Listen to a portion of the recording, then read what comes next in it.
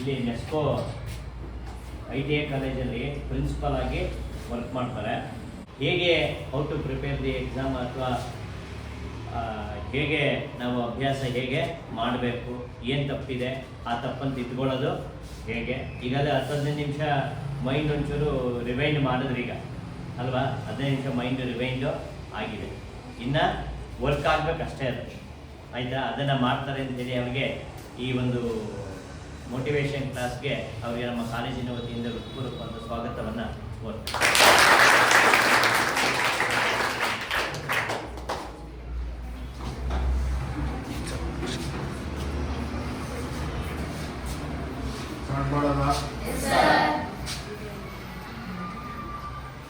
ನನ್ನ ಹೆಸರು ಕಲೀಂ ಅಹಮದ್ ಅಂತ. ನನ್ನ ಚಹರೆ ಮುಖಭಾವದಿಂದ ನೀವೇನು ತಿಳ್ಕೊತೀರ ಅಂದರೆ ಪಕ್ಕಾ ಇನ್ನು ರಿಲೀಜಿಯಸ್ ಎಲ್ಲಿಂದ ಆಗ್ಬಿಟ್ಟಿರೋ ಆಚೆ ತರಬೇಕು. ಸೊ ಅದರಿಂದ ನಾನು ಹಿಂಗೆ ಬಂದು ನಾನು ಮಾತಾಡ್ತಿದ್ದೀನಿ. ಮತ್ತು ಇನ್ನೊಂದು ವಿಷಯ ಅಲ್ಲಿ ಹೇಳಕ್ಕೆ ಮರ್ತೆ ನಾನು, ಆ ಹುಡುಗನ ಕೆಪಾಸಿಟಿ ಅಂತ ಹೇಳಿದ್ನಲ್ಲ, ಎಲ್ಲರಲ್ಲೂ ಇದೆ ಅದು. ದೇವರು ಎಲ್ಲರಿಗೂ ಸಮಾನವಾಗಿ ಬೆಳೆಸಿದ್ದಾನೆ, ಸಮಾನವಾದ ಜ್ಞಾಪಕ ಶಕ್ತಿ ಕೊಟ್ಟಿದ್ದಾನೆ. ಬ್ರೈನ್ ಪವರ್ ಇಸ್ ಸೇಮ್ ಎಲ್ಲರೂ. ಯಾರು ಹೇಗೆ ಬಳಸ್ಕೊತಾರೆ, ಅದು ಎಷ್ಟು ಬಳಸ್ಕೊತಾರೆ, ಹೇಗೆ ಬಳಸ್ಕೊತಾರೆ ಅವ್ರ ಮೇಲೆ ಡಿಪೆಂಡ್ ಆಗುತ್ತೆ. ಎಷ್ಟೋ ಜನ ತನ್ನ ಜ್ಞಾಪಕ ಶಕ್ತಿನ ಸಾಯಿಸ್ಬಿಡ್ತಾರೆ, ಗೊತ್ತಾಗ್ತಾ ಇದೆ. ಅವನ ಹತ್ರ ತುಂಬ ಸ್ಟ್ರಾಂಗ್ ಪವರ್ ಇದೆ ಪ್ರತಿ ಮನುಷ್ಯನ ಹತ್ರ. ಅವನೇನು ಮಾಡ್ತಾನೆ, ಅದನ್ನು ರೀಕಾಲ್ ಮಾಡಲ್ಲ, ರೀರೀಡ್ ಮಾಡಲ್ಲ, ಏನು ರೀಟ್ರ್ಯಾಕ್ಟ್ ಹೋಗಲ್ಲ. ಇಲ್ಲ ಒಂದ್ಸರಿ ನೋಡಿದೆ, ಓದಿದೆ, ಅರ್ಥ ಆಗಲಿಲ್ಲ, ಬಿಟ್ಬಿಟ್ಟೆ. ಬ್ರೈನ್ದು ಕೆಪಾಸಿಟಿ ಎಷ್ಟು ಯಾರಾದ್ರು ಹೇಳ್ತೀರಾ? ನಮ್ಮ ಬ್ರೈನ್, ಹ್ಯೂಮನ್ ಬ್ರೈನ್ ಕೆಪಾಸಿಟಿ ಎಷ್ಟು, ಸ್ಟೋರೇಜ್ ಕೆಪಾಸಿಟಿ ಗೊತ್ತಿದೆ ಯಾರು? ಮೊಬೈಲ್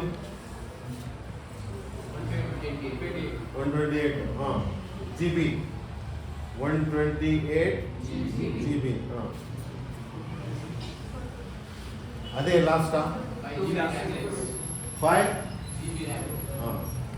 ರ್ಯಾಮ್ ಇರುತ್ತೆ, ಕೆಪಾಸಿಟಿ ಆಫ್ ಸ್ಟೋರೇಜ್ ಆಯ್ತಾ. 256 ಅಂತಾನೆ ಇಟ್ಕೊಳ್ಳಿ. GB ಅಂದರೆ ಏನು, ಗಿಗಾಬೈಟ್. 1 GB ಎಷ್ಟು MB?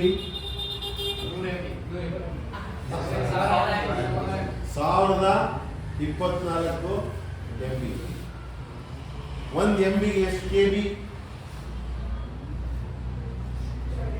1024 KB. 1 KB ಅಂದರೆ ಎಷ್ಟು? 1 KB ಅಂದರೆ ಎಷ್ಟು?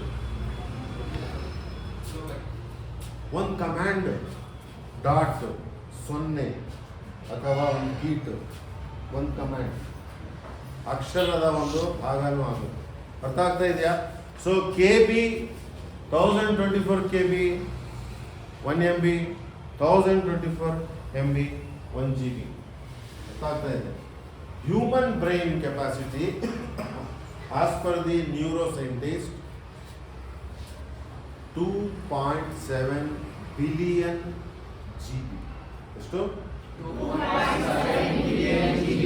1 billion is equal to 100 crores. 1 billion ಎಷ್ಟು? 100 crores. 1 billion ಅಂದರೆ 100 crores GB. 2.7 billion GB ಅಷ್ಟು ಕೆಪಾಸಿಟಿ ತಲೆ ಇದೆ ನಮಗೆ. ಅಷ್ಟು ಸ್ಟ್ರಾಂಗ್ ಪವರ್ ಇದೆ. ಎಲ್ಲರಿಗೂ ಕೊಟ್ಬಿಟ್ಟಿದ್ದಾನೆ ದೇವರು, ಎಲ್ಲರಿಗೂ ಕೊಟ್ಟಿದ್ದಾನೆ. ಪ್ರಾಸೆಸರ್ಸ್ ಇದೆಯಲ್ಲ, ಪ್ರಾಸೆಸರ್ ಕ್ವಾಡ್ರಾಕ್ ಪ್ರಾಸೆಸರ್ ಇರುತ್ತೆ, ಏನು ಆಕ್ಟಾ ಪ್ರಾಸೆಸರ್ ಇರುತ್ತೆ, 8 ಪ್ರಾಸೆಸರ್ ಒಂದೊಂದು ಇದರಲ್ಲಿ ಯೂನಿಟಲ್ಲಿ, ಏನು ಲ್ಯಾಪ್ಟಾಪಲ್ಲಿ ಆಗಲಿ ಅಥವಾ ಮೊಬೈಲಲ್ಲಿ. ಈ ರೀತಿಯ ಪ್ರಾಸೆಸರ್ಸ್ ಮಗು ಹುಟ್ಟುತ್ತಲ್ಲ, ಒಂದು ಸಣ್ಣ ಮಗು, ಆ ಮಗುವಿನ ಬ್ರೈನ್ನಲ್ಲಿ ಎಷ್ಟು ಪ್ರಾಸೆಸರ್ಸ್ ಇರುತ್ತೆ ಅಂದರೆ, ಆಸ್ಟ್ರೇಲಿಯಾದ ಒಬ್ಬ ನ್ಯೂರೋ ಸೈಂಟಿಸ್ಟ್ ಹೇಳ್ತಾನೆ, ಇಡೀ ಆಸ್ಟ್ರೇಲಿಯಾದಲ್ಲಿ ನಾವು ಅದನ್ನು ಹರಡಿದ್ರೆ ಅಷ್ಟು ಜಾಗ ಸಾಲಲ್ಲ. ಏನು ಆಸ್ಟ್ರೇಲಿಯಾ ಖಂಡದ ಇಡೀ ಭಾಗವನ್ನು ಆವರಿಸಿದ್ರೆ ಅಷ್ಟು ಪ್ರಾಸೆಸರ್ ಒಂದು ಮಗುವಿಗೆ, ಅಷ್ಟು ಸ್ಟ್ರಾಂಗ್ ಬ್ರೈನ್ ಇದೆ. ಆ ಬ್ರೈನನ್ನು ನಾವೇನು ಮಾಡ್ತಾ ಇದ್ದೀವಿ ಅಂದರೆ ಸುಮ್ಮನೆ ಬಿಟ್ಬಿಡಿ. ನಾನು ಹೇಳೋದಲ್ಲ, ಸುಮ್ಮನೆ ಬಿಟ್ಬಿಟ್ರೆ ಕೆಟ್ಟೋಗುತ್ತೆ, ಹಾಳಾಗುತ್ತೆ. ಅದನ್ನು ಆ್ಯಕ್ಚುಯಲ್ ಪ್ರಾಸೆಸ್ಗೆ ತರಬೇಕು ಅಥವಾ ಅದರಿಂದ ನಾವು ಲಾಭ ಪಡ್ಕೋಬೇಕಂದ್ರೆ ಅದಕ್ಕೆ ಕಷ್ಟಪಡ್ತೀವಿ. ಗೊತ್ತಾಗ್ತಾ ಇದೆ? ಭೂಮಿಯನ್ನು ರೈತ ಕಷ್ಟಪಟ್ಟು ಜಮೀನು ಹದ ಮಾಡಿ ಬಿತ್ತನೆ ಬಿತ್ತು ಅದನ್ನು ಪೈರು ಮೊಳಕೆ ಎಲ್ಲ ನೋಡಿ ಒಂದು 3 ತಿಂಗಳು 6 ತಿಂಗಳು ಕಾದ ಮೇಲೆ ಅಲ್ಲಿಂದ ನಮಗೆ ಏನು ಬರುತ್ತೆ? ಫಸಲ್ ಬರುತ್ತೆ, ಇಳುವರಿ ಬರುತ್ತೆ. ಅದರಿಂದ ನಮಗೆ ಏನೋ ಲಾಭ ಬರುತ್ತೆ, ಜೀವನ ನಡೆಯುತ್ತೆ. ಹದ ಮಾಡದೆ ಬಿಟ್ಬಿಟ್ಟ ಅವನು ಭೂಮಿನ, ಆ ಭೂಮಿ ಕೆಟ್ಟೋಗುತ್ತೆ. ಅದನ್ನು ಕೆಡವಿಸಕ್ಕೆ ನೀನೇನು ಪ್ರಯತ್ನ ಪಡಬೇಕಾಗುತ್ತೆ, ಅದೇ ಕೆಟ್ಟೋಗುತ್ತೆ. ಸತ್ಸಂಗ ಮಾಡಿ ಮೈಂಡ್ ಜ್ಞಾನ ಬೆಳೆಯುತ್ತೆ. ಸತ್ಸಂಗನ ಬಿಟ್ಬಿಟ್ಟು ಸುಮ್ಮನೆ ಮನೇಲಿ ಇಟ್ಬಿಡುವೆ, ನಿನಗೆ ಯಾರೂ ಕೆಡಿಸೋದಿಲ್ಲ, ನೀನೇ ಕೆಟ್ಟೋದು. ಏನು ದುರ್ಜನರ ಜೊತೆ ಹೋಗ್ಬೇಕು ಅಂತ ಏನಿಲ್ಲ, ಕೆಟ್ಟ ಜನರ ಜೊತೆ ಹೋಗ್ಬೇಕಾಗಿಲ್ಲ, ಹಾಗೇ ಕೆಟ್ಟದ್ದು. ಸರಿನಾ? So be strong. Every day you have to be very clear. ಹೊಸ ಮುಖ ತಗೊಂಡು ಕಾಲೇಜ್ ಬರಬೇಕು, ನಗ್ನಗ್ತಾ ಇರಬೇಕು. ನಾನು ಇವತ್ತು ಏನಾದರೂ ಮಾಡಬೇಕು, ಏನಾದರೂ ನಾನು ಹೊಸ ಜ್ಞಾನ ಪಡ್ಕೋಬೇಕು. ಇವತ್ತು ಎಷ್ಟು ವರ್ಡ್ ಕಲಿಬೇಕು, ನಾನು ಹೊಸ ವರ್ಡ್ಸ್ ಕಲಿಬೇಕು. ನಾನು ಇಂಗ್ಲೀಷಲ್ಲಿ ಇಷ್ಟು ವರ್ಡ್ಸ್ ಕಲಿತೀನಿ, ಕನ್ನಡದಲ್ಲಿ ಇಷ್ಟು ವರ್ಡ್ ಕಲಿತೀನಿ. ಎಸ್ಟಿಮೇಟ್ ಮಾಡ್ಕೊಂಡು ಬಂದರೆ ಏನಾದರೂ ಆಗುತ್ತೆ. ಇಲ್ಲ ಅಂದರೆ ಎಲ್ಲೋಗಿದ್ದೆ, ಎಲ್ಲೂ ಇಲ್ಲ, ಏನು ತಂದೆ, ಏನೂ ಇಲ್ಲ, ಸುತ್ತಾ ಇರ್ತೀವಿ. ಸೊ ಆ ರೀತಿ ಮಾಡಕೂಡುದು. ಮುಂದೆ ಹೋಗಿ ಸ್ವಲ್ಪ ಒಂದು ನೀರು ಕೊಟ್ಬಿಟ್ಟು ಒಂದು ಪಾನಿ ಹಾಕೋದಕ್ಕೆ ಬಾಟ್ಲಲ್ಲಿ ನೀರಿದ್ರೆ ಬಿಡು ಬರ್ದಿಲ್ಲ. ಇಲ್ಲಿ ನಾನು ನಿಮಗೆ ಇದು ಹಾಫ್ ಎಸ್ ಇದಾರಪ್ಪ, PUC ಇಲ್ಲ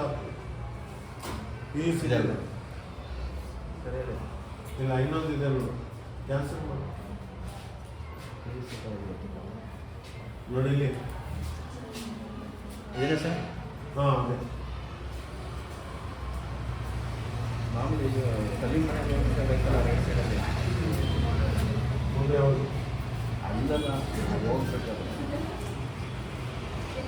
ಇದು ನಾವು ಮನೆಗೆ ಹೋಗ್ಬೇಕಾದ್ರೆ ಸಿಗುತ್ತೆ ಗೌರ್ಮೆಂಟ್ ಸ್ಕೂಲ್ ಗೊತ್ತಿಲ್ವಾ? ಅಲ್ಲೆಲ್ಲ ನೋಡಿ ಕುಡಿಬೇಕು. ಇನ್ನೂ ಹಿಂದೆನೆ ನಮ್ಮ ಕಾಲೇಜಿಂದ ಮೇಲ್ಗಡೆ ಬಂದು ಹೋಗ್ತಲ್ಲ ನೀರಲ್ಲಿ ವಾಸನೆ ಲೆಫ್ಟ್ ತಗೊಂಡು ಒಂಚೂರು ಮುಂದೆ ನೀರಿಗೆ ಕಲರ್ ಇದೆ. Government school. ಮುಂದೆ ಹೋಗಿ Harish. After PUC what's next? Bright future ಆಗಬೇಕು. ನಿಮ್ಮ ಫ್ಯೂಚರ್ ಅಂದರೆ ಭವಿಷ್ಯ. ನಿಮ್ಮ ಭವಿಷ್ಯ ಬ್ರೈಟ್ ಆಗಬೇಕು, ಉಜ್ವಲವಾಗಬೇಕು. ಅಂದರೆ ಏನು ಮಾಡಬೇಕು? ಜ್ಞಾನವಂತರಾಗಬೇಕು.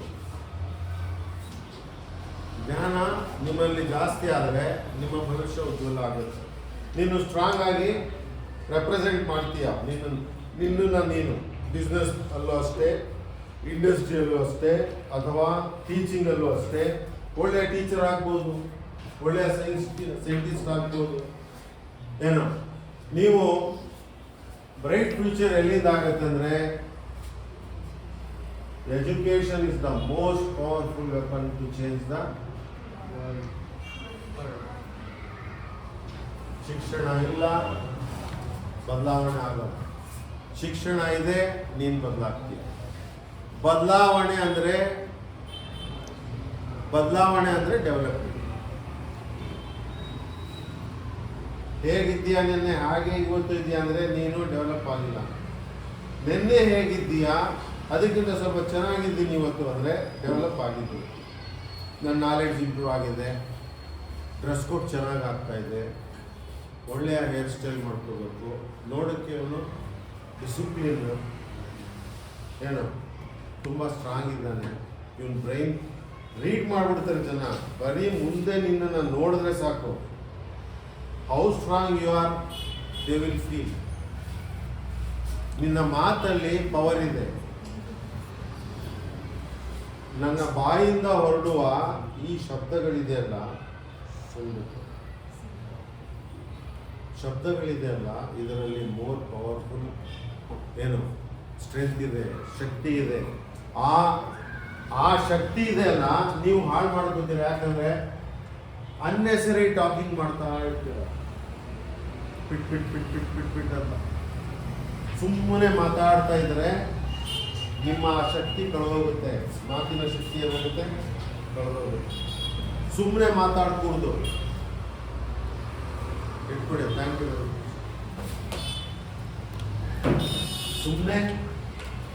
ಸುಮ್ಮನೆ ಮಾತಾಡ್ಕೂಡ್ದು. ಯಾರು ಮೌನವಾಗಿರ್ತಾರೆ ಅವರು ಸ್ಟ್ರಾಂಗ್ ಇರ್ತಾರೆ. ಮೌನವಾಗಿರ್ತಾರಲ್ಲ ಸ್ಟ್ರಾಂಗ್ ಇರ್ತಾರೆ. ಯಾಕಂದರೆ ಅವರ ಆ ಮಾತಿನ ಶಕ್ತಿ ಇದೆಯಲ್ಲ, ಎಲ್ಲಿ ಬೇಕು ಅಲ್ಲೇ ಯೂಸ್ ಮಾಡ್ತಾರೆ, ಬೇರೆ ಕಡೆ ಯೂಸ್ ಮಾಡ್ತಾರೆ. ಸೊ ಅದರಿಂದ ನಾನು ಹೇಳ್ತಾ ಇದ್ದೀನಿ, education is the powerful weapon that change the world. World change ಆಗಬೇಕು ಅಂದರೆ ನಾವು ಚೇಂಜ್ ಆಗಬೇಕು. ಏನು ಎಲ್ಲ ಮನುಷ್ಯರೇ ಮಾಡಿರೋದು ಡೆವಲಪ್ಮೆಂಟ್. ಯಾಕಂದರೆ ಅವ್ರು ಚೇಂಜ್ ಆದರು, ನಾಲೆಡ್ಜ್ ಬಂತು, ಶಿಕ್ಷಣ ಪಡ್ಕೊಂಡ್ರು, ಡಿಗ್ರಿ ಆಯಿತು, ಮಾಸ್ಟರ್ ಡಿಗ್ರಿ ಆಯಿತು, PhD ಆಯಿತು, ರಿಸರ್ಚ್ ಸ್ಕಾಲರ್ ಆದರು, ಒಳ್ಳೊಳ್ಳೆಯ ಟಾಪ್ ಕ್ಲಾಸ್ಗೆ ಹೋಗೋದು. ಅವರು ಎಲೆಕ್ಟ್ರಿಸಿಟಿ ಫೈಂಡ್ ಔಟ್ ಮಾಡೋದು, ಒಳ್ಳೆಯ ಬಿಲ್ಡಿಂಗ್ ಕಟ್ಟೋದು, ಒಳ್ಳೆಯ ಏನಿದು ಮಷಿನ್ಗಳಲ್ಲಿ ಮಾಡಿರುವ ಏನು ಡೆಸ್ಕು, ನಮ್ಮ ಲ್ಯಾಪ್ಟಾಪು, ಪ್ರೊಜೆಕ್ಟರ್, ಮೊಬೈಲಿನಲ್ಲಿರುವ ಸಾಫ್ಟ್ವೇರ್, ಹಾರ್ಡ್ವೇರ್, ಇವೆಲ್ಲ ಯಾರು ಮಾಡಿದ್ದು? ನಿಮ್ಮಂಥ ಜನ ರೀ, ನಿಮ್ಮಂಥವರೇ ಮಾಡಿದ್ದು. ಮೇಲಿಂದ ಯಾರು ಹೇಳಿಲ್ಲ. ನಿಮ್ಮಲ್ಲಿ ಆ ಕೆಪಾಸಿಟಿ ಇದೆ, ಅದನ್ನು ನಾನು ಹೇಳಕ್ಕೆ. ನೀವು ಪ್ರಪಂಚನ ಚೇಂಜ್ ಮಾಡ್ತೀರಿ, ನಿಮ್ಮಲ್ಲಿ ಆ ಶಕ್ತಿ ಇದೆ. ಈ ಕ್ಲಾಸಿನಲ್ಲಿ ಕೂರಿರುವ ನೀವು 20-30 ಮಕ್ಕಳು ಇಡೀ ನಗರನೇ ಚೇಂಜ್ ಮಾಡಬೇಕು. ಅಷ್ಟು ಪವರ್ಫುಲ್ ನಿಮ್ಮಲ್ಲಿ ಮೈಂಡ್ಸ್ ಇದೆ. ಒಂದೊಂದು ವೃತ್ತಿನ ತಗೊಂಡು ಚೇಂಜ್ ಮಾಡಬೇಕು. ಮಾಡ್ತೀರಾ? ಸೊ ಅದನ್ನ ಮಾಡಬೇಕಾದ್ರೆ ಇವತ್ತು ಡಿಸಿಷನ್ ತಗೋಬೇಕು. This is the correct time to take decision. ನಾನು ಏನಾಗಬೇಕು ಅಂತ ಇವತ್ತು ತಗೋಬೇಕು. ಇವಾಗ ತಗೊಂಡ್ರೆ ನೀವು ಓದಲಿಕ್ಕೆ ಏನಾಗ್ತದೆ, ಕರೆಕ್ಟ್ ಆಗ್ತದೆ. ನೀವು ವಿಷನ್ ಟಾರ್ಗೆಟ್ನ ಫಿಕ್ಸ್ ಮಾಡಿಬಿಟ್ಟು ಇವತ್ತಿಂದಾನೇ ಸ್ಟಾರ್ಟ್ ಮಾಡಿದ್ರೆ ನೀವು ಹಿಂದೆ ಹೇಗಿದ್ರಿ ನನಗೆ ಬೇಡ. ಇವತ್ತಿಂದ ನೀವು ಹೊಸದಾಗಿ ಜ್ಞಾನ ಪಡೆಯುವ ಒಂದು ಏನಾಗಬೇಕು, ಮಹಾನ್ ಮೇಧಾವಿ ಜ್ಞಾನ ಪಡ್ಕೋಬೇಕು. ಸರಿನಾ? So choose the best possible option available, choose your path. ಮುಂದೆ ಹೋಗಿ. ಅಂದರೆ ನಿಮ್ಮ ಮುಂದೆ ಅನೇಕ ಏನು ಹಾದಿಗಳಿವೆ, ನಿಮ್ಮ ಮುಂದೆ ಅನೇಕ ಕೋರ್ಸಸ್ ಇರುತ್ತೆ, ಅನೇಕ ಕಾಲೇಜ್ಗಳಿರ್ತವೆ. ಅದನ್ನು ನೀವು ಕರೆಕ್ಟಾಗಿ ನಿಧಾನವಾಗಿ ಚರ್ಚೆ ಮಾಡಿ ಏನು ಮಾಡಬೇಕು, ಚೂಸ್ ಮಾಡಬೇಕು. ನೋಡಿ, up to PUC and up to SSLC common road, ಒಂದೇ ಒಂದು ರಸ್ತೆ SSLC ವರೆಗೆ. SSLC ಆದಮೇಲೆ 1-2-3 ಆಪ್ಷನ್ಸ್ ಬರುತ್ತೆ ಮುಂದೆ. Commerce, arts, science, technical course ಏನು, ಮತ್ತು ಇದು ಇರುತ್ತೆ ಏನು ಪ್ಯಾರಾಮೆಡಿಕಲ್.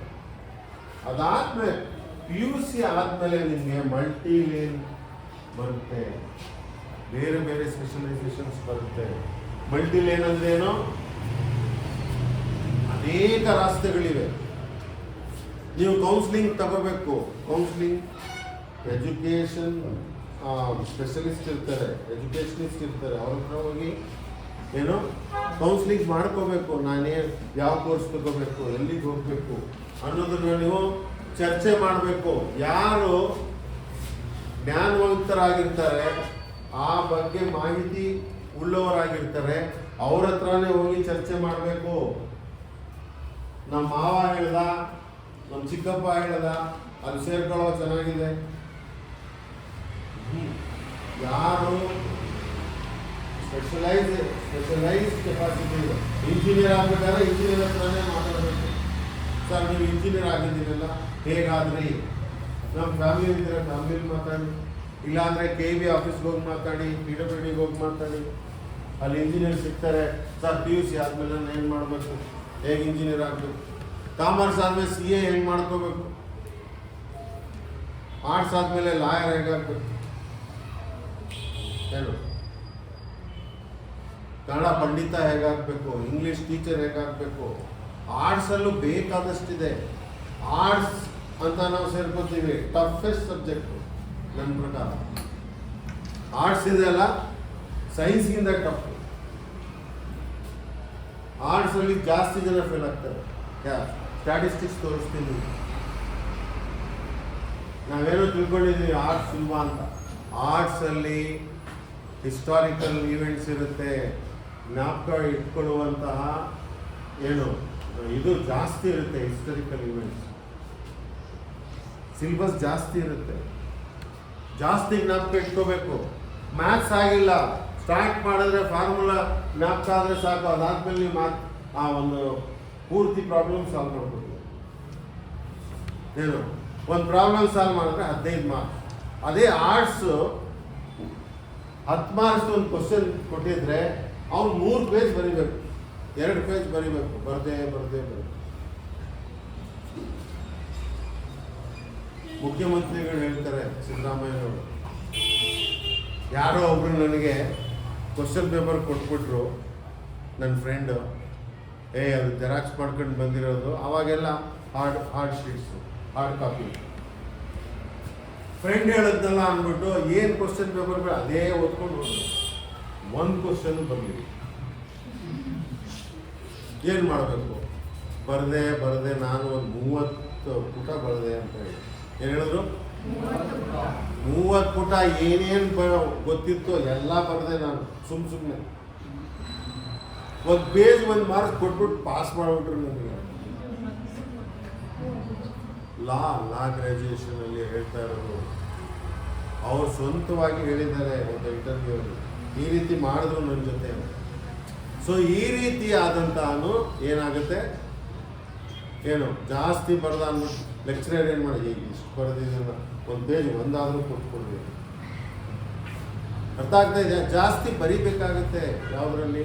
ಹಾಗಂತ ನೀವು ಮಾಡಬೇಡಿ, ಅವಾಗೇನೋ ಮಾಡಿದ್ದಾರೆ ವಿಷಯಕ್ಕೆ ತಕ್ಕಂಗೆ ಬರೀಬೇಕು. ಸರಿನಾ? ಕ್ವಶನ್ ಏನು ಕೇಳಿದ್ದಾರೆ ಅದನ್ನೇ ಬರೀಬೇಕು. ಮಲ್ಟಿಲ್ ಏನಂದರೆ ಇಲ್ಲಿ ಏನಾದರೂ ನೀವು ಸರಿಯಾಗಿ ಜ್ಞಾಪಕ ಕರೆಕ್ಟಾಗಿ ಚಾಯ್ಸ್ ಮಾಡಿಕೊಂಡು ರೂಟಲ್ಲಿ ಹೋಗಲಿಲ್ಲ ಅಂದರೆ, ರಾಂಗ್ ರೂಟಲ್ಲಿ ಹೋದರೆ ತಿರ್ಗಾ 1 ಗಂಟೆ ಆಗುತ್ತೆ ಸುತ್ಕೊಂಡು ಬರೋದು. ಬ್ಯಾಂಗ್ಳೂರು, ಬಾಂಬೆ ಅಲ್ಲೆಲ್ಲ ಹೋಗಿ 10 ರಸ್ತೆಗಳಿಗೆ ಒಂದು ಏನು ಮಲ್ಟಿ ರೂಟ್ಸ್ ಇರುತ್ತೆ, ಮಲ್ಟಿ ಬ್ರಿಡ್ಜಸ್ ಇರುತ್ತೆ. ಸೊ ಒಂದು ನೀನು ಆ ರಸ್ತೆಯನ್ನು ಮಿಸ್ ಮಾಡಿಕೊಂಡ್ರೆ ತಿರ್ಗಾ ಅರ್ಧ ಗಂಟೆ ಸುತ್ಕೊಂಡು ಬರಬೇಕು, ಯೂಟರ್ನ್ ಇಲ್ಲ. ಹಾಗೆ ನೀವು ಕೋರ್ಸ್ ಚಾಯ್ಸ್ ಮಾಡುವಾಗ ಏನು ಕರೆಕ್ಟ್ ಕೋರ್ಸ್ ಚಾಯ್ಸ್ ಮಾಡಬೇಕು. ಇಲ್ಲ ಅಂದರೆ 1 ವರ್ಷ ಲಾಸ್ ಆಗುತ್ತೆ, 2 ವರ್ಷ ಲಾಸ್ ಆಗುತ್ತೆ. ಅದರಿಂದ ಕೋರ್ಸ್ ಚಾಯ್ಸ್ ಆಫ್ಟರ್ PUC ಯಾವ ಡಿಗ್ರಿ ಮಾಡಬೇಕು ಚರ್ಚೆ ಮಾಡಬೇಕು, ಕೌನ್ಸಿಲಿಂಗ್ ಮಾಡಿಸ್ಕೋಬೇಕು. ಬೆಸ್ಟ್ ಕೌನ್ಸಿಲರ್ ನಿಮ್ಮ ಮೇಸ್ಟ್ರು, ನಿಮ್ಮ ಲೆಕ್ಚರರ್ಸ್ ನಿಮ್ಮನ್ನು 2 ವರ್ಷ ನೋಡಿರ್ತಾರೆ. ಯಾರ್ಯಾರ ಕೆಪಾಸಿಟಿ ಎಷ್ಟೆಷ್ಟಿದೆ ಅವ್ರಿಗೆ ಗೊತ್ತಿದೆ. ಅವ್ರು ನಿಮ್ಮನ್ನು ಗೈಡ್ ಮಾಡ್ತಾರೆ, ನಿಮ್ಮನ್ನು ಹೇಳ್ತಾರೆ, ನೋಡಪ್ಪ ನೀನು ಈ ಸಬ್ಜೆಕ್ಟಲ್ಲಿ ಹೋದರೆ ಉತ್ತಮವಾಗಿ ನೀನು ಬೆಳಿಬೋದು. ಸರಿನಾ? ಸೊ ಇದು ಶಾರ್ಪ್ ಅಂತ ಫೋಕಸ್. ಅಂದರೆ ಸ್ಟಡೀಸ್ಗೆ ಮಿತಿ ಇಲ್ಲ, ಎಲ್ಲಿವರೆಗೂ ಬೇಕಾದರೂ ಹೋಗ್ಬೋದು. ನನ್ನ ದೃಢ ನಿರ್ಧಾರ ಇಂಪಾರ್ಟೆಂಟ್, ನನ್ನ ಟಾರ್ಗೆಟ್ ಇಂಪಾರ್ಟೆಂಟ್, ವಿಷನ್ ಇಂಪಾರ್ಟೆಂಟ್. ನೀವು ಕೆಲಸಕ್ಕೆ ಸೇರಿಕೊಂಡ್ರು ಓದ್ಬೋದು, ಏನು ಹೌಸ್ ವೈಫ್ ಆದರೂ ಓದ್ಬೋದು, ಏನು ಫ್ಯಾಮಿಲಿ ಪೀಪಲ್ಗಳು ಆದರೂ ಓದ್ಬೋದು, ಎಷ್ಟೋ ಜನ 50 ವರ್ಷ ಆದರೂ ಓದ್ಬೋದು. ಬಟ್ ನಾಲೆಡ್ಜ್ ಗೇನ್ ಮಾಡಲಿಕ್ಕೆ SLCಯಲ್ಲಿ ಕಾಮನ್ ಸಬ್ಜೆಕ್ಟ್ಸ್ ಇರುತ್ತೆ 6 ಎಲ್ಲರಿಗೂ 6. PUCಯಲ್ಲಿ ಸ್ವಲ್ಪ ಒಂದು 2-3 ಸಬ್ಜೆಕ್ಟ್ ಹೊರಟೋಗುತ್ತೆ. ನಿಮ್ಮ ಏನು ಆಯ್ಕೆ ಮಾಡಿದ್ದೀರಾ ಅದೇ ಸಬ್ಜೆಕ್ಟ್ನ 2-3 ಸಬ್ಜೆಕ್ಟ್ಸ್ ಇರುತ್ತೆ. PUC ಆದಮೇಲೆ BAಲಿ ತಿರ್ಗಾ ಇನ್ನೂ ಎಲ್ಲ ಸಬ್ಜೆಕ್ಟ್ ಹೋಗಿ ಇನ್ನೊಂದು 2-3 ಸಬ್ಜೆಕ್ಟ್ ಉಳ್ಕೊಳ್ಳುತ್ತೆ. ನಿಮ್ಮ ಸ್ಪೆಷಲೈಸೇಷನ್ ನೀವೇನು ಮಾಡಿದ್ದೀರಾ ಅದು. ಅದೇ ನೀವು ಪೋಸ್ಟ್ ಗ್ರಾಜುಯೇಟ್ ಹೋದರೆ ಒಂದೇ ಒಂದು ಸಬ್ಜೆಕ್ಟ್ ಉಳ್ಕೊಳ್ಳುತ್ತೆ. ನೀವು ಯಾವ ತಗೊಂಡಿರ್ತೀರಾ ಆ ಸಬ್ಜೆಕ್ಟನ್ನು ಸ್ಪ್ಲಿಟ್ ಮಾಡಿ 2-3 ಭಾಗ ಮಾಡಿ ಒಂದೇ ಸಬ್ಜೆಕ್ಟನ್ನು ಓದಿಸ್ತಾರೆ. ಅದಾದಮೇಲೆ PhD ಅಂದರೆ ಒಂದೇ ಸಬ್ಜೆಕ್ಟಲ್ಲಿ ಸ್ಮಾಲ್ ಯಾವುದೋ ಒಂದು ಸೆಕ್ಷನ್ ತಗೊಂಡು ಅದರಲ್ಲಿ PhD ಮಾಡ್ತಾರೆ. ಅರ್ಥ ಆಗ್ತಾ ಇದೆಯಾ?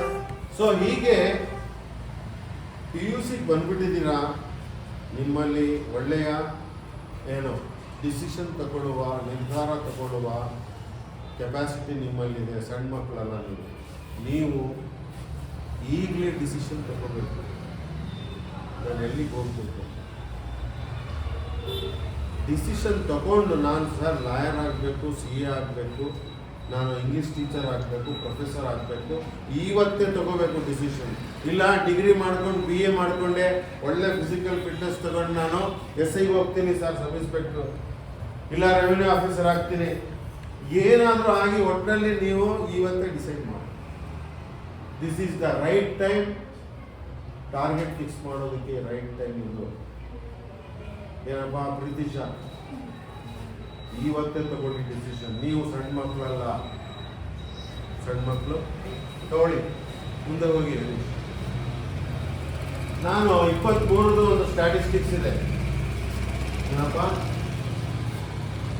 ಅಪಿಯರ್ಡ್ ಎಷ್ಟು ಆರ್ಟ್ಸ್ ಅಲ್ಲಿ 2,20,000, ಪಾಸ್ ಆದವರು ಎಷ್ಟು?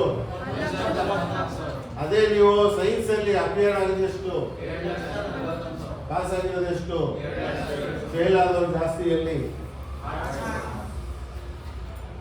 ನಾವು ಟೇಕ್ ಇಟ್ ಈಸಿ ಅಂತ ತಗೊಂಡ್ಬಿಡ್ತೀವಿ ಆರ್ಟ್ಸ್ನ.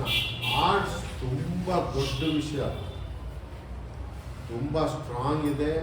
ಮನುಷ್ಯನ ಜೀವನ ಅದರಲ್ಲೇ ಅಡಗಿದೆ. ಅದರಲ್ಲಿ ಆರ್ಟ್ಸ್ ಸಬ್ಜೆಕ್ಟಲ್ಲಿ ಜಾಗ್ರಫಿ ಇದೆ, ಹಿಸ್ಟ್ರಿ ಇದೆ, ಸಿವಿಕ್ಸ್ ಇದೆ, ಎಕನಾಮಿಕ್ಸ್ ಇದೆ, ಪೊಲಿಟಿಕಲ್ ಸೈನ್ಸ್ ಇದೆ. ಸಬ್ಜೆಕ್ಟ್ ಡಿವೈಡ್ ಮಾಡ್ತಾ ಮಾಡ್ತಾ ಮಾಡ್ತಾ ತುಂಬ ದೊಡ್ಡ ಸಬ್ಜೆಕ್ಟ್ ಯಾವುದು ಆರ್ಟ್ಸ್. ಅದರನ್ನ ಕಾನ್ಸಂಟ್ರೇಷನ್ ಇಂದ ಓದಿಲ್ಲ ಅಂದರೆ ನೋಡಿ, ಅದೇ ಆ ಟೇಕ್ ಇಟ್ ಈಸಿ ತಗೊಂಡು ಎಲ್ಲ ಫೇಲ್ ಆಗ್ತಾರೆ. This is the statistics. Compared to science students ಇವರು ಕಡಿಮೆ ಆಗಿದ್ದಾರೆ, ಪಾಸ್ ಆಗಿದ್ದಾರೆ. ಸರಿನಾ? ಹೋಗಿ ಮುಂದೆ ಹೋಗಿ. ಆಯಿತು, ಈಗ ನಾನು ಡಿಸಿಷನ್ ತಗೋಬೇಕು ಅಂತ ಹೇಳಿದೆ. ಏನು ಡಿಸಿಷನ್? ಸರ್ಕಾರಿ ಹುದ್ದೆಗೆ ಹೋಗಬೇಕು, ಖಾಸಗಿ ಹುದ್ದೆಗೆ ಇದೆ, ಸ್ವಯಂ ಉದ್ಯೋಗಗಳು ಇದೆ, ಉದ್ಯಮಿಯಾಗುವ ಅವಕಾಶ ಇದೆ. ನೀವು ಜನರು ಬದುಕ್ತಾ ಇರೋದು, ನಮ್ಮ ಮುಂದೆ ಇರೋದು ಯಾರೋ ಸರ್ಕಾರಿ ಅಧಿಕಾರಿಗಳಾಗಿದ್ದಾರೆ, ಎಷ್ಟೋ ಜನ ಪ್ರೈವೇಟ್ ಕೆಲಸಗಳಲ್ಲಿದ್ದಾರೆ, ಎಷ್ಟೋ ಜನ ಏನಾಗಿದ್ದಾರೆ ಸೆಲ್ಫ್ ಎಂಪ್ಲಾಯ್ಮೆಂಟ್ ಮಾಡಿಕೊಂಡು ಅವ್ರದ್ದೇ ಸ್ವಂತವಾದ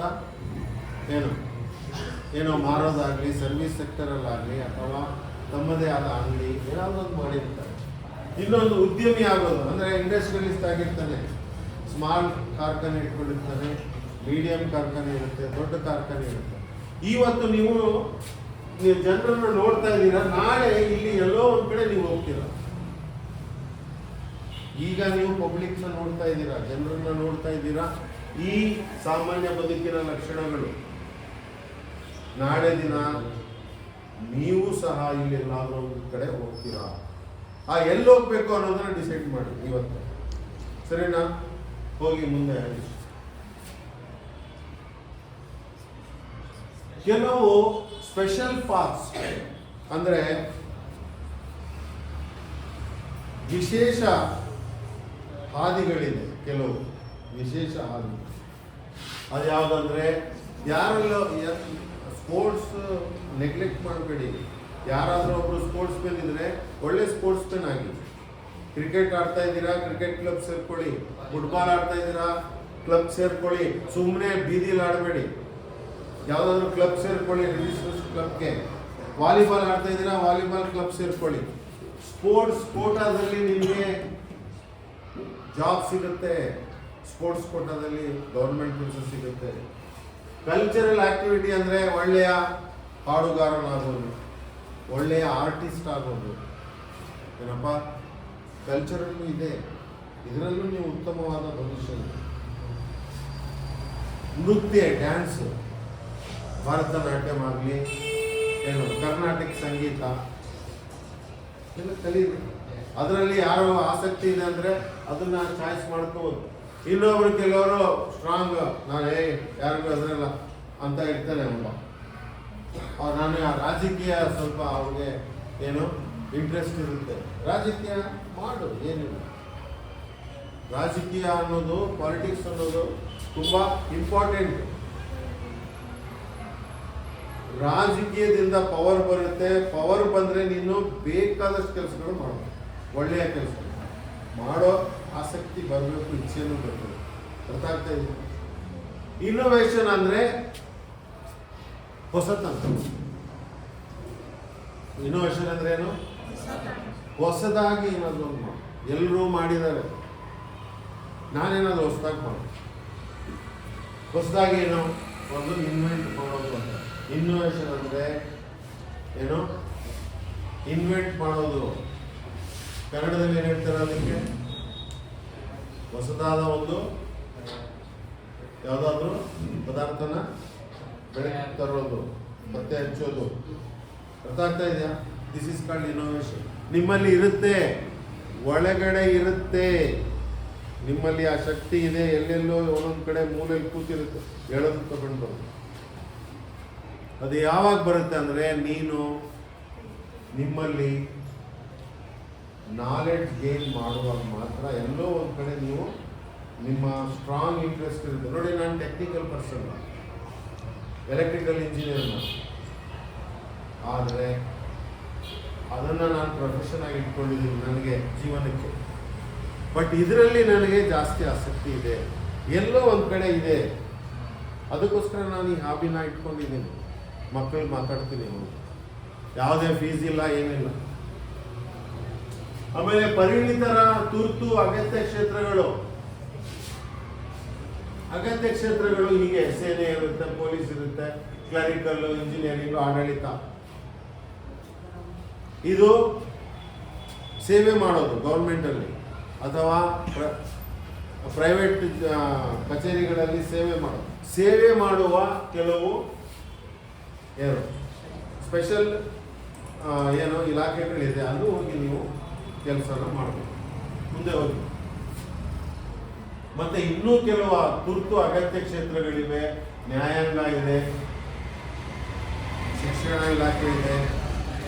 ಏನು ನ್ಯಾಯಾಂಗದಲ್ಲಿ ಲಾಯರ್ ಆಗ್ಬೋದು, ಜಡ್ಜ್ ಆಗ್ಬೋದು, ಏನು ಅಲ್ಲಿ ಬೆಂಚ್ ಕ್ಲರ್ಕ್ ಆಗ್ಬೋದು, ಕ್ಲರಿಕಲ್ ಜಾಬ್ಸ್ ಇದೆ, ಎಲ್ಲ ಏನೇನು ಇದೆ. ಟ್ರೈ ಮಾಡಬೇಕಲ್ಲ, ನೀವು ಮಾಡಬೇಕು ಎಲ್ಲಾನು. ಇದೆಲ್ಲ ಮಾಹಿತಿ ಇದ್ರೆ ಎಲ್ಲೋ ಒಂದು ಕಡೆ ಹೋಗ್ತೀವಿ ನಾವು, ಸರಿನಾ? ಶಿಕ್ಷಣ ಅಂದರೆ ಶಿಕ್ಷಣ ಕ್ಷೇತ್ರ ತುಂಬ ದೊಡ್ಡದು. ನರ್ಸರಿ ಸ್ಕೂಲಿಂದ ಹಿಡಿದು ಯೂನಿವರ್ಸಿಟಿವರೆಗೂ ದೊಡ್ಡದಾಗಿದೆ. ಎಲ್ಲಿ ಬೇಕಾದ್ರೂ ನೀವು ಅಲ್ಲಿ ಒಂದು ಕಡೆ ಕೆಲಸಕ್ಕೆ ಏನು ಹೋಗ್ಬೋದು. ಚಾರ್ಟೆಡ್ ಅಕೌಂಟೆಂಟ್, CA ಅಂತ ಹೇಳ್ತೀವಿ. BCom ಮಾಡ್ಕೋ, BCom ಮಾಡಿದ್ಮೇಲೆ ನೀವು MComಗೂ ಸೇರ್ಕೊಳ್ಳಿ, ಜೊತೆಗೆ CAನೂ ಮಾಡಿ. ಎರಡೂ ಆಗ. ಅರ್ಥ ಆಗ್ತಾ ಇದೆಯಾ? ಸ್ವಲ್ಪ ಜಾಸ್ತಿ ಓದಬೇಕು, ಜಾಸ್ತಿ ವರ್ಕೌಟ್ ಮಾಡಬೇಕು, ಜಾಸ್ತಿ ಕೆಲಸ ಮಾಡಿ ಬರುತ್ತೆ. ಕಂಪನಿ ಸೆಕ್ರೆಟರಿ ಅಂತ ಇರುತ್ತೆ, ಅದು ಆಗ್ಬೋದು. BCom ಮಾಡಿಕೊಂಡು ಸೆಕ್ರೆಟರಿಯಲ್ ಪ್ರಾಕ್ಟೀಸ್ ಅಂತ ಏನೋ ಕೋರ್ಸಸ್ ಇದೆ, ಸಾಫ್ಟ್ ಸ್ಕಿಲ್ ಕೋರ್ಸಸ್ ಮಾಡ್ಕೊಂಡು ನೀವು ಸೆಕ್ರೆಟರಿ ಆಗ್ಬೋದು. ಸೆಕ್ರೆಟರಿ ಅಂದರೆ ಪರ್ಸನಲ್ ಸೆಕ್ರೆಟರಿ ಅಲ್ಲ, ಒಂದು ಇಂಡಸ್ಟ್ರಿಗೆ ಸೆಕ್ರೆಟರಿ ಇರ್ತಾರೆ. ಏನಾದರೂ ಅವರು ಈವೆಂಟ್ಸ್ ಮಾಡಬೇಕು, ಏನು ಹೇಗೆ ಮೇಂಟೈನ್ ಮಾಡಬೇಕು ಅನ್ನೋದೆಲ್ಲವೂ ಅವ್ರ ಹತ್ರ ಮಾಹಿತಿ ಇಲ್ಲ. ಅದು ಇಂಡಸ್ಟ್ರಿ, ನೀವು ಕಂಪನಿ ಸೆಕ್ರೆಟರಿ ಆಗ್ಬೋದು. ವೈದ್ಯಕೀಯದಲ್ಲಿ ಕ್ಲರಿಕಲ್ ಜಾಬ್ ಇದೆ. ವೈದ್ಯಕೀಯ ಅಂದರೆ ಬರೀ ಡಾಕ್ಟ್ರೇ ಇರೋದು ಅಂತ ಅಲ್ಲ, ಅಲ್ಲೂ ಕ್ಲರ್ಕ್ಸ್ ಇದ್ದಾರೆ, ಅಲ್ಲೂ ಸೂಪರ್ಡೆಂಟ್ ಇದ್ದಾರೆ, ಅಲ್ಲಿ ಕಚೇರಿ ಕೆಲಸಗಳಿರುತ್ತೆ, ಏನು ಅಲ್ಲಿ ಆಪರೇಟಿಂಗ್ ಕೆಲಸಗಳಿರುತ್ತವೆ, ಅಲ್ಲೂ ನೀವು ಸಾಫ್ಟ್ ಸ್ಕಿಲ್ ಪ್ರೋಗ್ರಾಮ್ಸ್ನ ಮಾಡಿಕೊಂಡು ಅಲ್ಲೂ ಸರಿನಾ. Some important tips to keep in mind.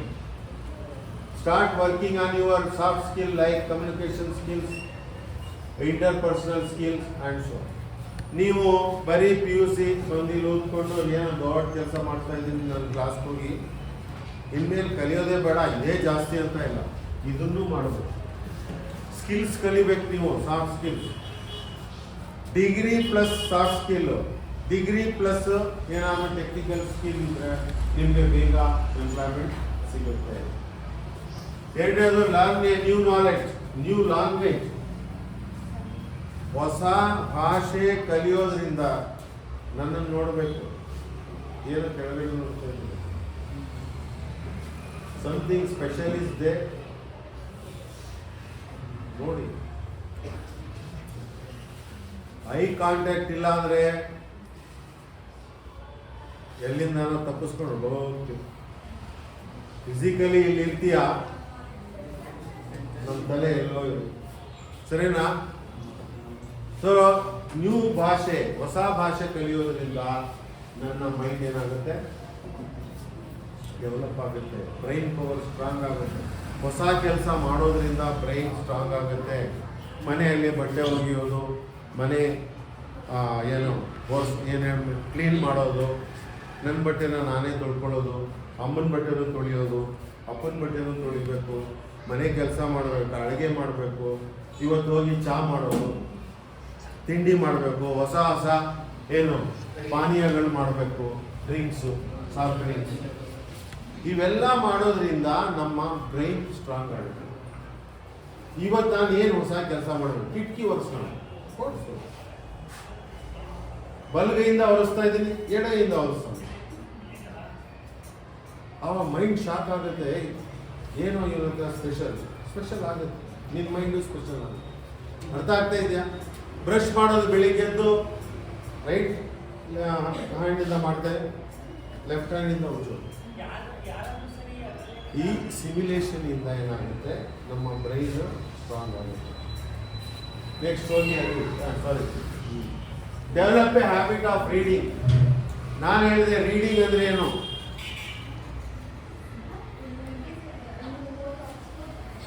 Reading ಅಂದ್ರೆ ಏನು ನಾನು ಹೇಳಿದೆ ಆ ಕ್ಲಾಸಲ್ಲಿ. ಯಾರಾದ್ರೂ ಹೇಳ್ತೀರಾ what is reading? Reading means what?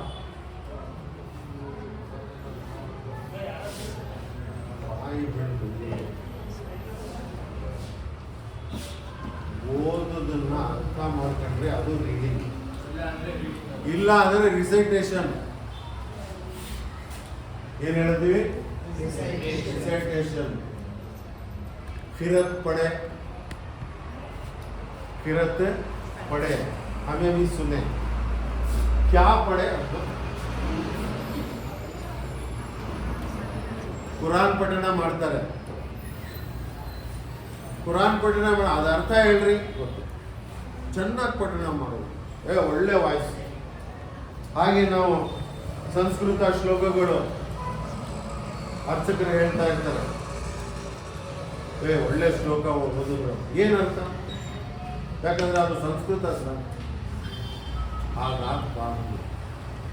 ಹಾಗೆ ಆಗಬಾರ್ದು. ರೀಡಿಂಗ್ ಅಂದರೆ ನಾನೇನು ಓದ್ತಾ ಇದ್ದೀನಿ ಅದು ನನಗೆ ಅರ್ಥ ಆದರೆ ಅದು ರೀಡಿಂಗ್, ಇಲ್ಲ ಅಂದರೆ ಅದು ಬರೀ ಏನಾಗ್ತಾ ಇದೆ, ರಿಸೈಟೇಷನ್ ಆಗ್ತಾ ಇದೆ. Upgrade your technical skill. ನಾನು ಮೊದಲೇ ಹೇಳಿದೆ, ಟೆಕ್ನಿಕಲ್ ಸ್ಕಿಲ್ ಏನಾದರೂ ಒಂದು ಅಪ್ಗ್ರೇಡ್ ಮಾಡ್ತಾ ಇದೆ.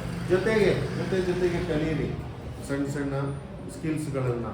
ಏನು ಮನೆಯಲ್ಲಿ ಏನೋ ಜರ್ಚಮ್ಕಿ ಬಾದ್ಲ, ನಿಟ್ಟಿಂಗ್ ವರ್ಕ್, ಸ್ಟಿಚಿಂಗ್ ಮಾಡೋದು.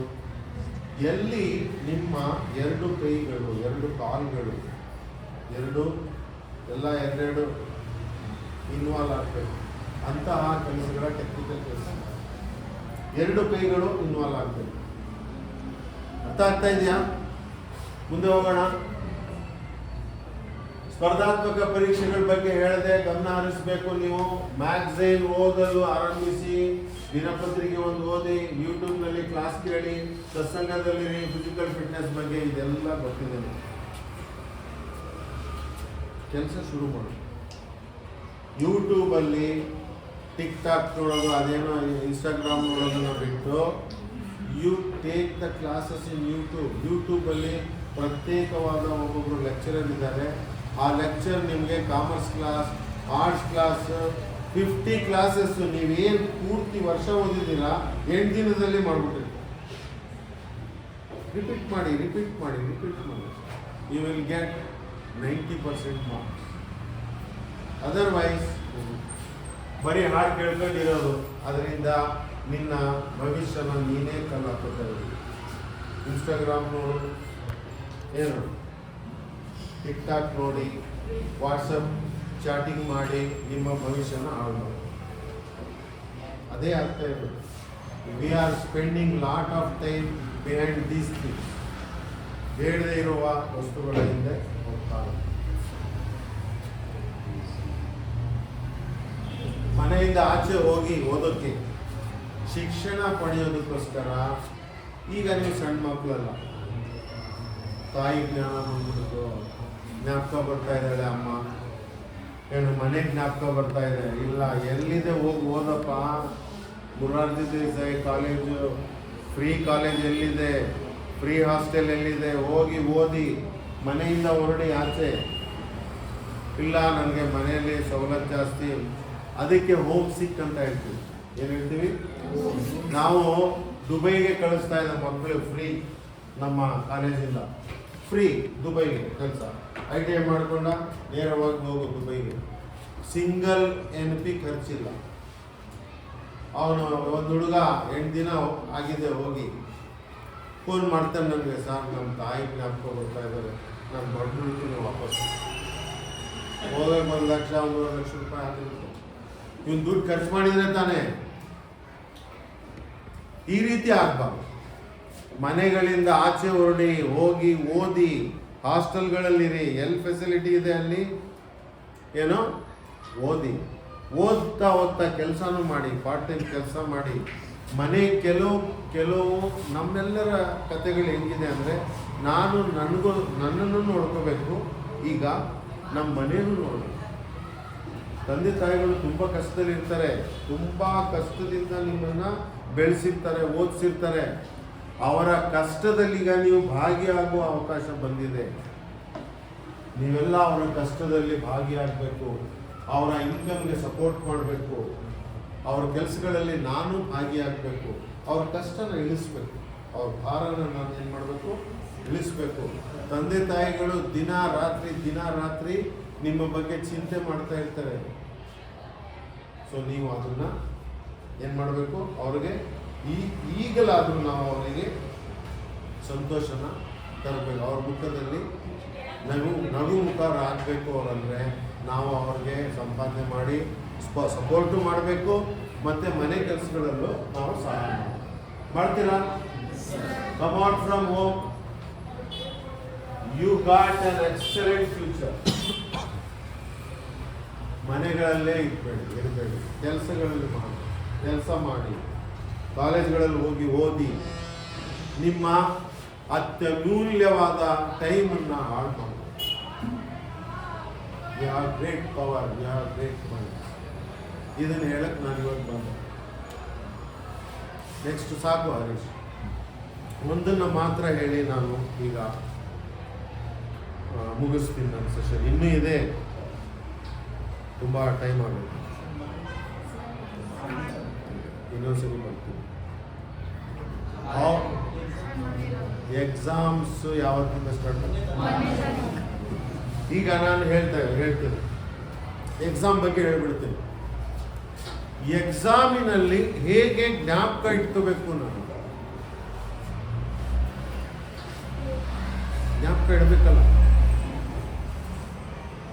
ಫರ್ಗಾಟನ್ ಕರೋ ಅಂತ ಇದೆ, ನೀವು ಹೋಗಿ ಗೂಗಲಲ್ಲಿ ಫರ್ಗಾಟನ್ ಕರೋ ಅಂತ ಹಾಕಿ, ಏನೋ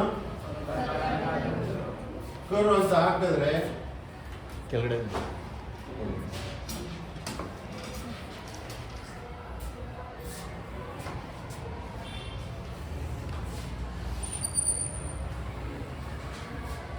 ಇದು ಇನ್ಫಾರ್ಮೇಶನ್ ಇವತ್ತೇನು ಕೇಳಿದ್ದೀರ ಅದು ಇದು ಸಮಯ 1 ದಿನ 2 ದಿನ 3 ದಿನ 4 ದಿನ. ಈಗ ನೀವು ನನ್ನ ಸೆಷನ್ ಅನ್ನು ಕೇಳಿದ್ದೀರ, ನಿಮಗೆ ನಾಲೆಡ್ಜ್ ಇಲ್ಲಿ ಈಗ ಬಂದ್ಬಿಟ್ಟಿದೆ, ಇಲ್ಲಿವರೆಗೆ ಎಲ್ಲ ಜ್ಞಾಪಕ ಇದೆ. ನಾಳೆ ನಿಮಗೆ ಕೇಳಿದ್ರೆ ಅದು ಡಿಕ್ರೀಸ್ ಆಗುತ್ತೆ. 100% ಇರೋದು 20% ಬಂದ್ಬಿಡುತ್ತೆ, ಜ್ಞಾಪಕ ಇರಲ್ಲ. 2 ದಿನಕ್ಕೆ ಹೋದರೆ ಇಲ್ಲಿ ಬಂದ್ಬಿಡುತ್ತೆ, 3 ದಿನಕ್ಕೆ ಇಲ್ಲಿ ಹೋಗುತ್ತೆ, 4ನೇ ದಿನ 0 ಆಗ್ಬೋದು. ಬಂದಿದ್ರು ಯಾವಾಗ ಏನೋ ಹೇಳ್ಬಿಟ್ಟು ಹೋಗಿ ಅಷ್ಟೇ ಗೊತ್ತಿದೆ. ಏನೇನು ಹೇಳಿದ್ರು ಎಲ್ಲ ನಾನು ಮರ್ತಿದ್ದೀನಿ. ಮರಿಬಾರ್ದು ಅಂದರೆ ಇವತ್ತೇನು ನೀನು ಓದಿದ್ದೀಯಾ ಇಲ್ಲಿಗೆ ಬಂದ್ಬಿಟ್ಟಿರುತ್ತೆ 60%ಗೆ. ಆವಾಗ ನೀನು 2ನೇ ದಿನಕ್ಕೆ ಅಗೇನ್ ನೀನು ಇದನ್ನ ರಿಪೀಟ್ ಮಾಡಬೇಕು. ತಿರ್ಗಾ ಅದೇ ಸಬ್ಜೆಕ್ಟ್ನ ಮಾಡಿದ್ರೆ ತಿರ್ಗಾ ಅದು ಇಲ್ಲಿಗೆ ಬಂದು ನಿಂತ್ಕೊಳ್ಳುತ್ತೆ. 3ನೇ ದಿನ 8ನೇ ದಿನ ಆದಮೇಲೆ ತಿರ್ಗಾ ಓದಬೇಕು. 1ನೇ ದಿನ ಓದಬೇಕು, 1 ಸರಿ 2 ಸರಿ 3 ಸರಿ ಓದಿ. 1-2 ದಿನ ಆದಮೇಲೆ ತಿರ್ಗಾ ಇನ್ನೊಂದು ಸರಿ ಓದಬೇಕು. 100% ಜ್ಞಾಪಕ ಇಡಬೇಕು. ಅದೇ ಸಬ್ಜೆಕ್ಟು, ಅದೇ ಟಾಪಿಕ್. ತಿರ್ಗಾ ಅದೇ ಟಾಪಿಕ್ನ 1 ತಿಂಗಳಾದ್ಮೇಲೆ ಓದಬೇಕು. ಈ ರೀತಿಯಾಗಿ ಓದೋದ್ರಿಂದ ನಿಮ್ಮ ಫರ್ಗಟನ್ ಏನಾಗುತ್ತೆ, ಇನ್ಕ್ರೀಸ್ ಆಗಿ 90% ಮಾಹಿತಿ ಯಾವಾಗಲೂ ಇರುತ್ತೆ. ಬೇರೆ ಮ್ಯಾಜಿಕ್ ಏನೇನು ಫರ್ಗಾಟನ್ ಆಗಿದೆ ರಿಟೈನ್ ಮಾಡ್ಕೋಬೇಕು ಅಂದರೆ ಇದೇ ಒಂದು ದಾರಿ. ಮೊದಲನೇ ದಿನ ಓದು, 8ನೇ ದಿನ ಓದು, 1 ತಿಂಗಳಾದ್ಮೇಲೆ ಓದು 90%. ಮೊದಲನೇ ದಿನ ಸ್ವಲ್ಪ ಜಾಸ್ತಿ ಪ್ರಯತ್ನ ಪಡಬೇಕಾಗತ್ತೆ. 8 ದಿನ ಆದಮೇಲೆ ಸುಮ್ಮನೆ ಹೀಗೆ ಗ್ಲಾನ್ಸ್ ಮಾಡ್ಕೊಂಡ್ರೆ ಜ್ಞಾಪಕ ಬಂದ್ಬಿಡುತ್ತೆ. 1 ತಿಂಗಳಾದ್ಮೇಲೆ ಓದೋದ್ರಿಂದ ಬರೀ ಹೀಗೆ ಫಾಸ್ಟ್ ಆಗಿ ನೋಡ್ಕೊಂಡ್ರೆ ಮೇನ್ ಪಾರ್ಟ್ಸ್ ಗೊತ್ತಾಗ್ಬಿಡುತ್ತೆ. ತಿರ್ಗಾ ಅದು ರಿಟೈನ್. ಫಸ್ಟ್ ದಿನ ಸೈಕಲ್ ಹೊಡೆಯೋದ್ರಿಂದ ಬಿದ್ದೋಗ್ತೀವಿ. 2ನೇ ದಿನ ಸ್ವಲ್ಪ ಮುಂದೆ ಹೋಗ್ತೀವಿ. 8 ದಿನ ಆದಮೇಲೆ ಸ್ವಲ್ಪ ಜೋರಾಗಿ ಹೊಡಿತೀವಿ, ಬ್ಯಾಲೆನ್ಸ್ ಎಲ್ಲ ಬಂದ್ಬಿಡುತ್ತೆ. 1 ತಿಂಗಳಾದ್ಮೇಲೆ ಬ್ಯಾಲೆನ್ಸ್ ಬಂದ್ಬಿಡುತ್ತೆ. ಅದಾದ್ಮೇಲೆ ಕೈ ಬಿಟ್ಟು ಓಡಿಸ್ತೀವಿ, ಈ ಕಡೆ ಆ ಕಡೆ ಮಾತಾಡ್ಕೊಂಡು ಓಡಿಸ್ತೀವಿ. ಈಸಿ ಆಗುತ್ತೆ. ಫಸ್ಟ್ ದಿನ ಕಷ್ಟ.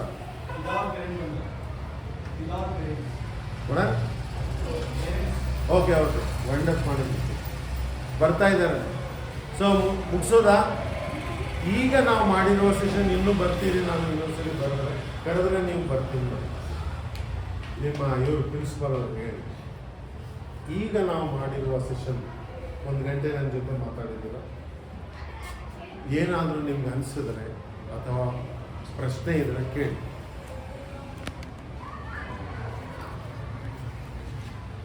ನನಗೆ ಹೊಗಳ್ಬೋದು, ಅಪ್ರಿಷಿಯೇಷನ್ನು ಮಾಡ್ಬೋದು, ಅಥವಾ ನನ್ನನ್ನು ಕ್ರಿಟಿಸೈಸು ಮಾಡಿ, ಹಂಗಲ್ಲ ಸರ್ ಹಿಂಗೆ ಬೇಕಾಗಿತ್ತು ನೀವು ಹೇಳ್ತಾರೆ ಸರಿ, ಹೀಗೂ ಹೇಳ್ಬೋದು.